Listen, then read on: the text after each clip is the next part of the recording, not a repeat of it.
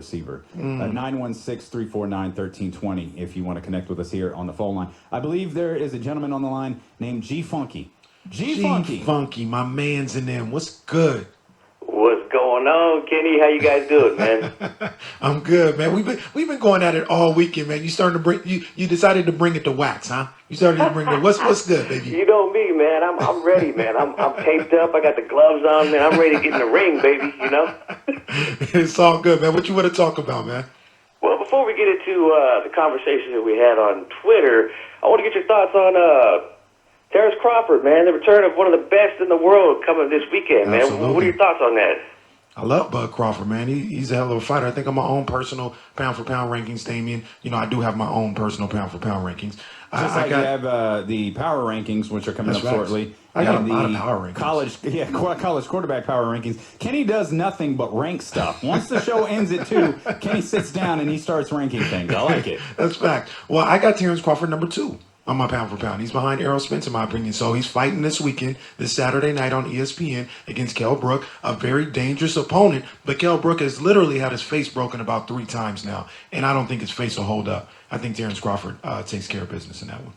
Yeah, I agree with that, man. I got Terrence Crawford up there on I don't really get into pound-for-pound lists. It's really never been my thing, but I do think he's one of the best guys out there right now. And I agree, man. I don't think Kell Brook's face is going to hold up. I think Crawford, after 3-4 rounds, he figures him out. He's going to start paint jobbing this guy from the outside. That's a little early. I think it goes to 10. No, I think it probably goes later. I'm thinking maybe UD, maybe late stoppage. But I'm thinking after round 3 or 4, after he figures him out, we're going to start to see him paint him up a little bit. You're going to see the face start to swell up. I mean, after that move to 160.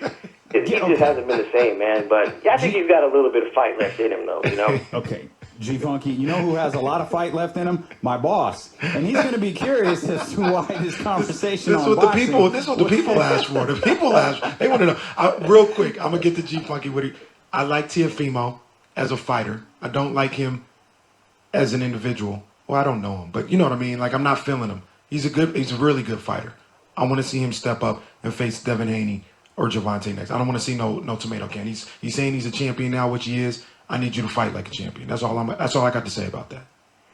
Well, I would say this, man. If anybody's proven that they're willing to get in with the best in the division, it's Teofimo Lopez, man. I mean, Tank Davis fighting a guy, Leo Santa Cruz, who's moving up in weight. I mean, Santa Cruz is a good fighter, but he's not a lightweight, And then Devin Haney fighting a guy in Gamboa who's literally got 1 foot in the boxing grave, man. I mean, that's just not doing it for me, man. I need to see these guys do more before I jump on the bandwagon. You know what I'm saying? Teofimo's the king, baby. Okay, let's relax with the king talk. Let's relax with the king talk. We'll talk off air, GFunky. All right, we'll talk. We appreciate you, brother, man. Thank you for the call. You know that internal clock that we talk about? It went off about 2.5 minutes ago. Shot clock violation. Shot clock violation. I feel like all right, fellas. All right. The people want it. They love boxing, baby. They want it.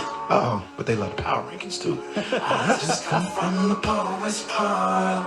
I'm catching up on book 2 of